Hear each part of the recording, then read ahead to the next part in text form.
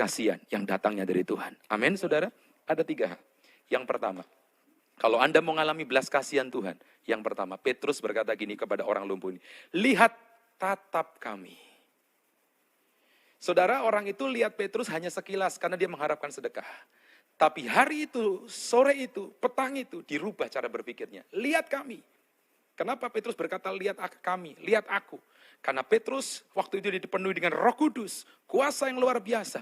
Dia mau berkata gini, kamu jangan cuma berpikir soal sedekah. Saudara, malam ini Tuhan juga ingin berkata, jangan cuma berpikir soal mujizat. Saudara boleh berdoa buat mujizat, dan saya percaya Tuhan bisa sanggup buat mujizat. Anda percaya itu? Amin.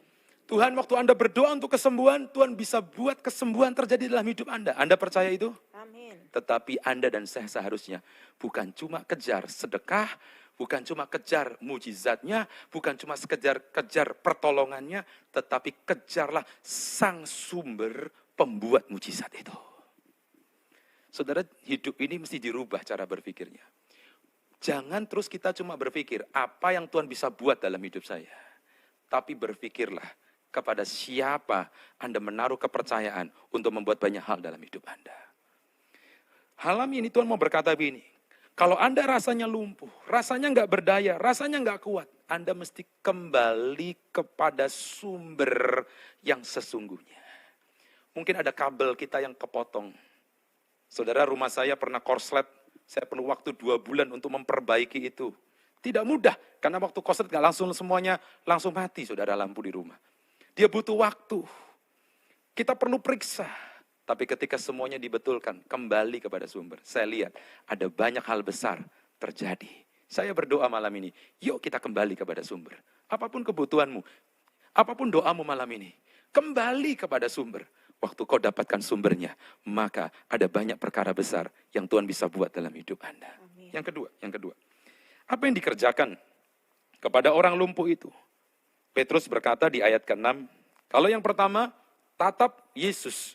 Tatap kebenaran, tatap sumber dengan konsentrasi penuh. Dengan fokus yang serius. Tapi yang kedua, Petrus berkata gini, emas dan perak aku nggak punya. Tapi demi nama Yesus Kristus, orang Nazaret, berjalanlah. Wah, saudara, menarik buat saya. Pernah satu kali kalau Anda baca kisah para rasul juga, maka satu kali kisah anak-anak sekewa itu panggil nama Yesus. Tapi waktu dia mengusir setan yang merasuki satu orang itu, dia usir pakai nama Yesus, orang itu nggak keluar. Setannya nggak keluar. Bahkan sebaliknya, anak-anak sekewa digagai oleh setan. Tapi kali itu, Petrus, dia mengenal kuasa Yesus. Dia berkata gini, dalam nama Yesus, kau akan sembuh. Berjalanlah. Dia jalan. Saudara, yang kedua, pengenalan kita akan Kristus harus lebih dalam. Kita nggak cukup tahu tentang Yesus. Tapi di hari-hari ini, Anda dan saya harus memastikan bahwa hidup Anda dan hidup saya mengenal Kristus secara utuh. Whole. Sepenuhnya. Kenapa Bapak Ibu? Waktu Anda bisa mengenal Kristus seutuhnya, mudah bagi Tuhan kuasanya dinyatakan dalam hidup ini. Amin. Saudara, waktu saya merenungkan beberapa waktu yang lalu, Lukas pasal 15 ayat 1 sampai dengan ayat 32. Maka diceritakan ada 3 kisah tentang orang yang kehilangan. Yang pertama adalah seorang gembala yang punya 100 ekor domba, hilang 1. Cerita yang kedua, perikop yang kedua dicatat, ada 1 orang perempuan punya